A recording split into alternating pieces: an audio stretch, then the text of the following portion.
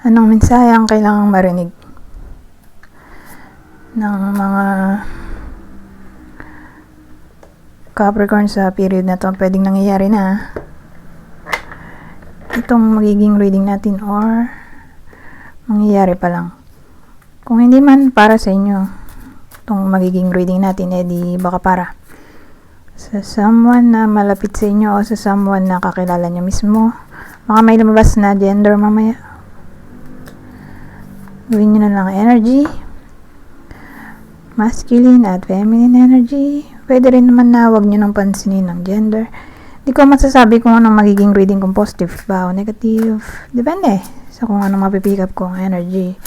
Walang masama kung papanorin ang sun, moon at rising sign, kasi baka alin man sa mga yan ay mag-resonate na sa sitwasyon nyo.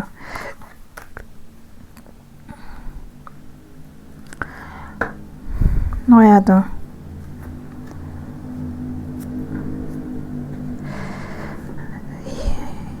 Ito, his thoughts, pero hindi naman necessarily his yan or her. Basta thoughts yan.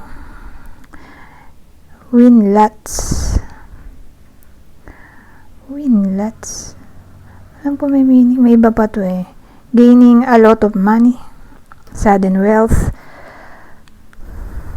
house, at ano to, sun.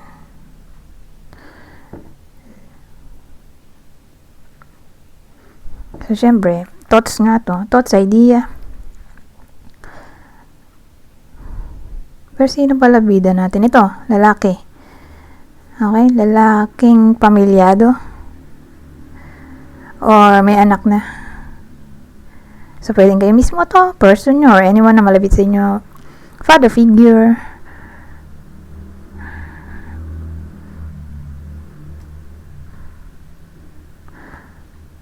Naisip ko, pwede ba dito yung ano? Live in. Pwede rin. Basta kasama sila sa isang bubong. Ngayon, nandito nga tong thoughts. So, parang ang dating, ito yung laging laman ng isip nitong lalaking to. Ay all about money. Parang ano eh, nag-iisip siya dito paano magkakapera. Pero tingin ko wish granted kasi nandito tong sun. Ito ay card ng overall pleasure, overall happiness, parang ultimate happiness, ultimate fulfillment, big opportunity, big luck, celebration. So tingin ko ano eh, parang dating nagmamanifest siya dito ng pera. Okay, itong lalaking pamilyado, or may ka-live-in, or father figure. So, yung minamanifest niya dito, wish granted, in short. Good thing, di ba, na nandito tong the sun. Kasi, yung outcome nito, ito na. So, yung outcome ay celebration, happiness.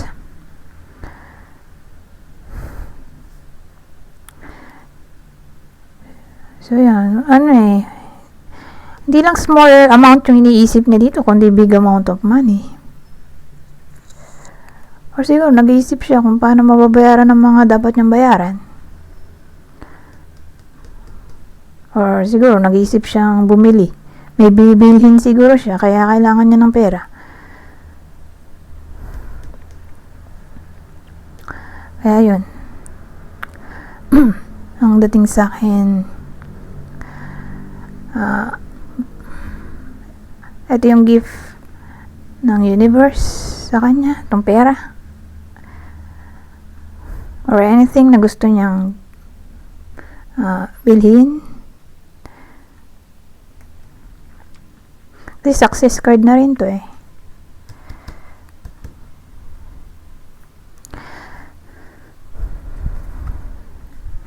O mamotivate siyang magsipag, kaya mabibili niya ang mga gusto niya, or mababayaran ng dapat bayaran, or again magkakapera siya. Pero tingin ko through hard work. Pero who knows, since naman to blessing. So So, blessing in general, whether through hard work or through any form. Tingin ko, wish granted talaga. Lalaking pamilyado, di ba? Ito yung bida. Or nagli-live-in.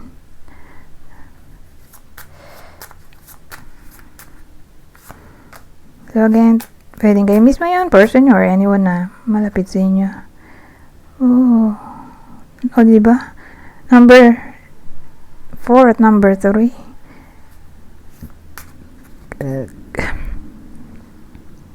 Sabihin ko sana, 3-4, kaya lang 4-3 pala to. Pero at least, diba? Ang weird lang ng combination. Sa dami ng lalabas.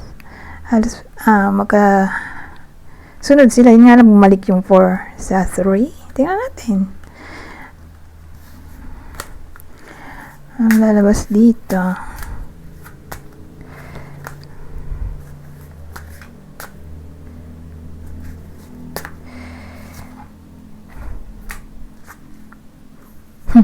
Ano to, meeting.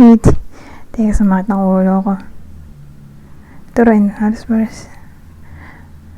Ano kaya to?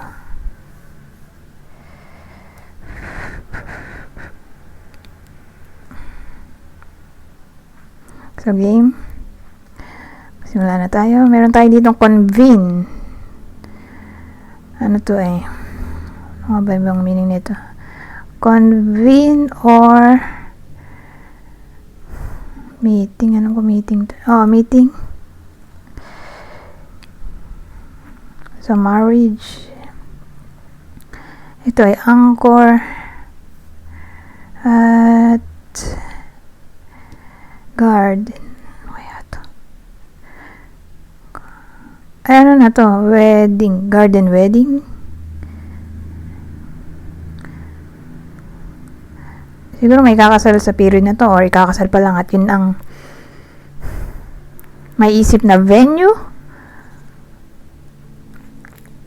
ng kasal sa garden or after ng kasal yun yung venue ng ano tag dito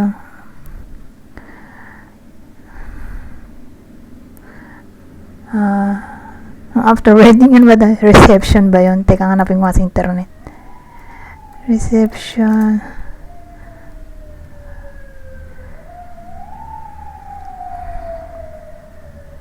A formal social occasion held to welcome someone or to celebrate a particular event. O, yun. Wedding reception. Sabi dito sa Oxford Languages Dictionary. Anyways. So, garden wedding.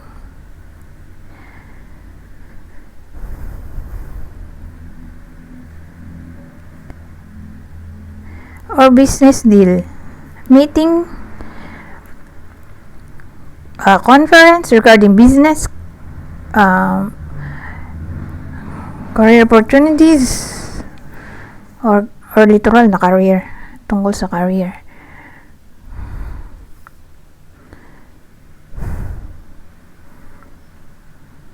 Signing of contract. Magkikita dahil sa signing of contract.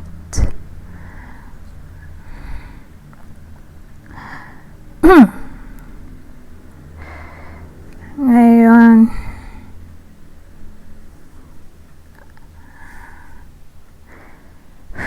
Eyeball. Date. Kung hindi to kasal, first time magmi-meet, date to or eyeball.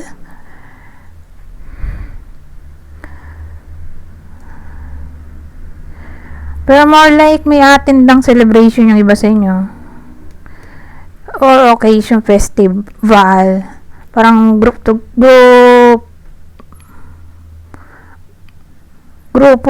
ng mga tao. Concert. Nagsama-sama yung mga tao ganun dating. Get together, reunion, meeting, conference. Basta ganun dating. Posible dito. Wala na may sip. Lipat na nga tayo.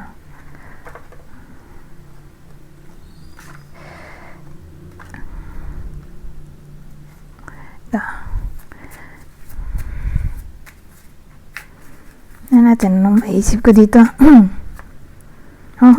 At least nasa unahan siya. Don't worry. Apat na agad. Dito kasi itong 3 of swords Diyos ko. Napatupay siya dito. Pero tingnan natin. Ano to? Ay! At least 6 of wands yung dulo.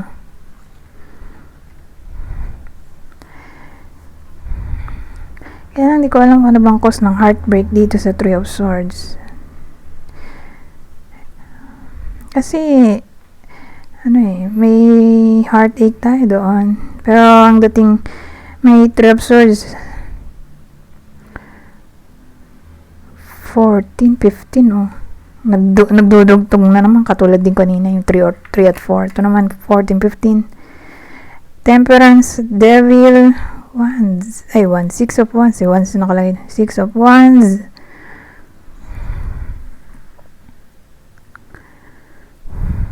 Ano kaya ang cause ng heartache natin dito sa 3 of Swords?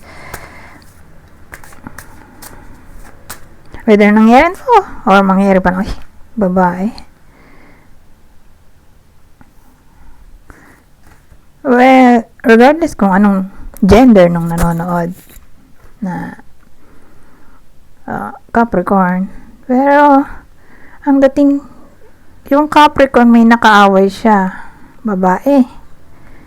Ewan ko nga lang anong ginawa nitong babae. Pero, ang dating, yung cause ng heartache ay nanggaling sa babaeng to. Hindi ko masabi kung sino to sa buhay nyo. Basta may babae dito.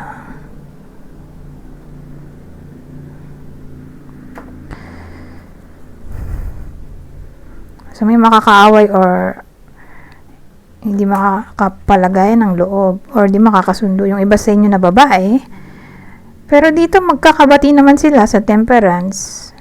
Kaya lang ang dating parang fake yung reconciliation nila dito kasi nandito na naman yung toxicity. So, fake lang. Or hindi bukal sa loob yung reconciliation. Kasi mulit na naman. Dito na naman tong the devil. Or pwedeng sabihin natin nagkaayos. Tapos sabi, hindi na daw gagawin tong ayaw nung isa. Ayaw ng Capricorn. Tapos ayun, nulit na naman itong babaeng to. Pwede rin ganon. Pero at least nga, nandito tong 6 of Wands. Kasi yan yung card ng success, di ba? Success, victory. So who knows? Baka magtanda na siya for the second time. Kasi more like uulit dito May loop na maaring mangyari sa the devil. Ulit yung toxicity. Pero again, after nila mag-away ulit for the second time, siguro. Kasi mukhang ganun mag-away na naman sila dito sa the devil. Dito sa tawag dito 6 of Wands sa bandang huli, doon makukuha yung victory. Oh my god. So ibig sabihin hindi madaling problema to kasi nagbati na dito, nag-away na naman. Pero dito this time okay na talaga kasi 6 of Wands na nga to. May na progress or achievement, victory, success na nga to.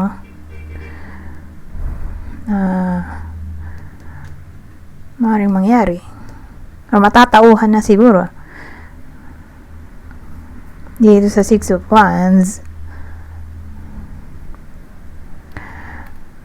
So hindi na uulit yung away nila dito sa the devil, yung cause ng negativity.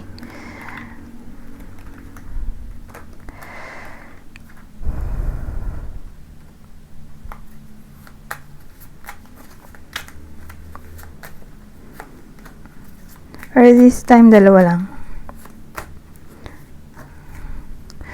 Dalawang tarot. Tapos dalawa nito.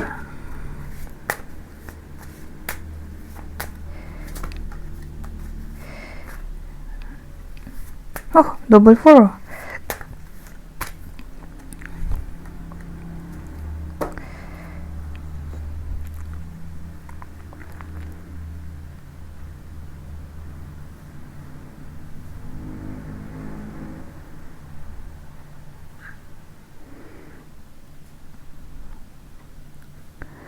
So, ano meron?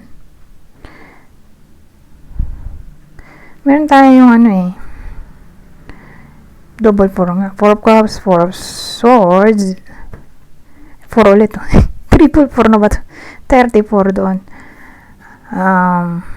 Fish. Rider. Ano kaya ito? Pero sa part na to, since umulit nga, isa na lang yan. Dalawin, para maging dalawa. Kasi 4 na lang yan.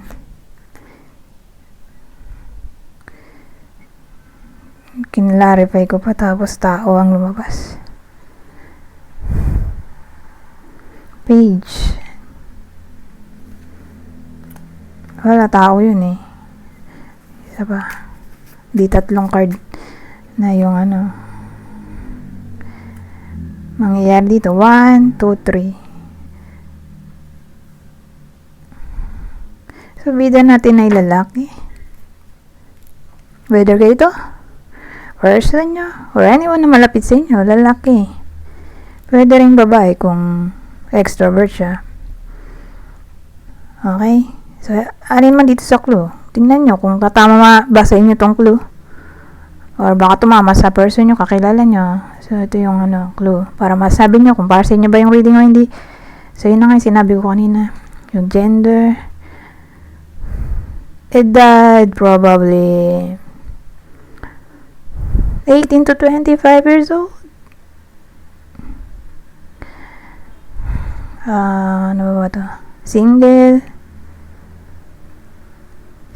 separated. As in, kaka-separate pa lang. Kaka-break lang recently. Sa period ng 6 months. Baka ex-partner ng iba sa inyo to. Byuda.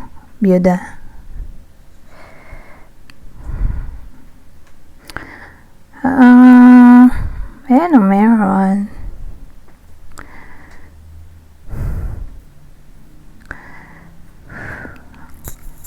So, 4 nga, no? 4 plus page of swords plus 5 of wands.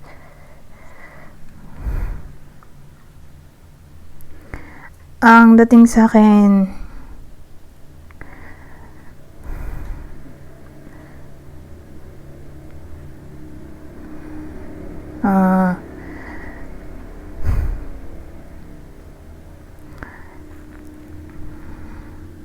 ayaw niya toxikin sarili niya sa topic ng relasyon. Kung baga, gusto niya ng peace of mind sa period na to. In a way na wala sa isip niya maghanap ng bago kung recently lang yung breakup or regardless kung gaano katagal siyang single, ang dating priority niya ang peace of mind. Ayaw niya muna ng chaos, conflict, competition, rivalry. Kasi may 5 of wands tayo. So, yung dating sa akin, masaya siya alone sa ngayon. Ano meron? Ilalagay dito. Priority niya kasi ang takbo ng pera niya. So, ibig sabihin, magiging career-oriented yung tao dito or focus siya sa pag-aaral kung nag-aaral pa siya. Kumbaga, ang main focus niya ay future. future abundance, future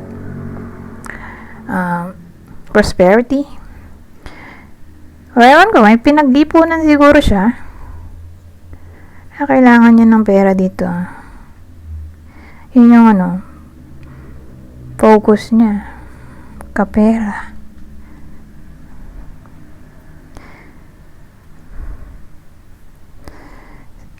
At yun din yung pabarating dito, pera.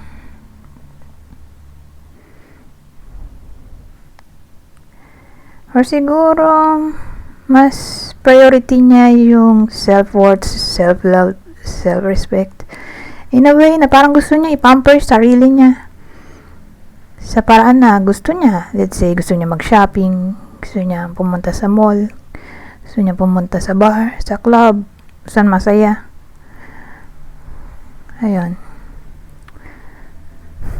Ganun ang dating dito.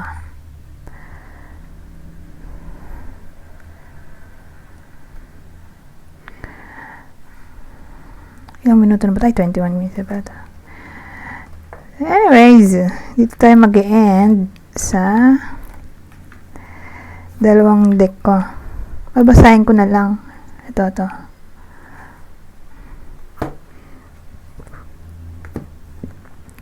Babasahin ko na lang para mabilis. Kunin nyo lang ang mensahe na sa tingin nyo ay fit sa sitwasyon nyo. General advice at prediction na to sa period na to. So, ito yung general advice at prediction. Depende kung ano lalabas. Ito, general advice lang talaga. Walang kasamang prediction. Kasi literal na oracle to. Ito, tarot to. So, again, babasahin ko na lang para mabilis. Kunin nyo lang ang mensahe na sa tingin nyo ay fit sa sitwasyon nyo. Kaya kung ganito na lang. So, i-ano ko na lang. Zoom. Ayan, So, sabi, everything you have worked for is coming together. Parang yun din yung kanina, yung may fish. Paparating.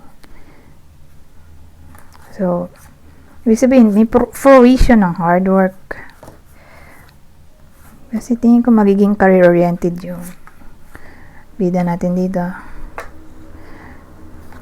Dahil single siya,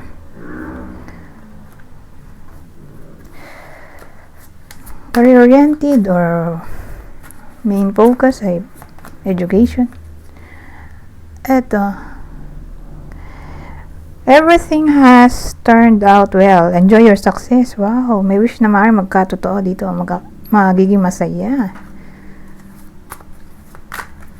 Saka ang galing, success. Enjoy your success.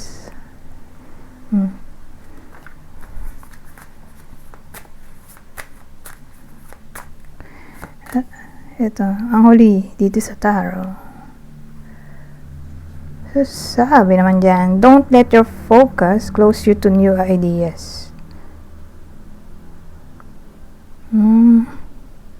So, ibig sabihin, ay, nagpapaliwanag pa rin ako. Huwag isara ang kaisipan. Dahil masyadong focus yung iba sa inyo sa isang goal. Parang dating maging open din sa iba. Ibang topic, goal nga, mission, objectives. Pero dito, hindi na ako mag-explain. Kasi, ready mode na pala ako. So, sabi naman dito, pride only breeds quarrel. Proverbs 13. Hindi ko alam ba basahin to. Verse ba to? 10. Mukhang galing to sa Bible.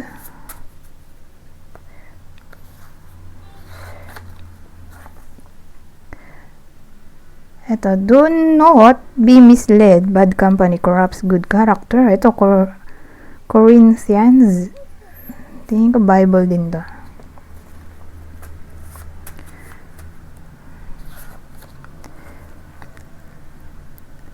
So, sa part na to, admit your faults to one another and pray for each other so that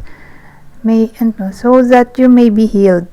James, hindi ko alam kung Bible din ba to? LCB.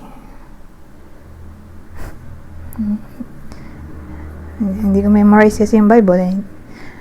Anyways, hanggang dito na lang. Goodbye. For